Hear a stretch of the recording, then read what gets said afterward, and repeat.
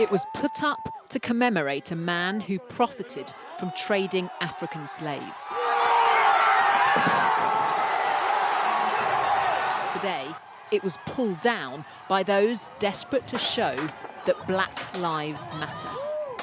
One protester in Bristol even knelt on the figure's neck, imitating the death of George Floyd in the US, which sparked all of this. The controversial statue of slave trader Edward Colston was then dumped into the harbour.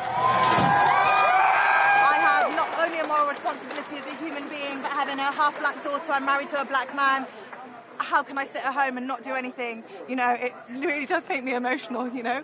We have to do more as humans, and we have to be there for each other, and if we don't, what kind of world are we living in, and what kind of world are we leaving for our children? But the Home Secretary condemned the vandalism.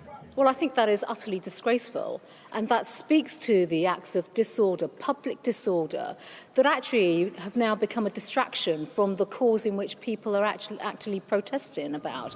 Across the UK, thousands gathered once again, despite lockdown laws preventing this. In London, the focus was the US Embassy. Any social distancing measures to fight COVID-19 taking second place behind the fight against inequality. I mean, it's a danger to my life being a black man, do you know what I mean? So come at me, coronavirus, it's fine. Until you address the systemic racism in this country, this virus is the least of our problems.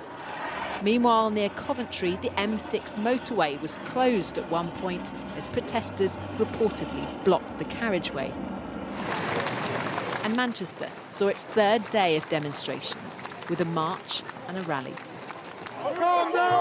The largely peaceful protests were marred by a minority.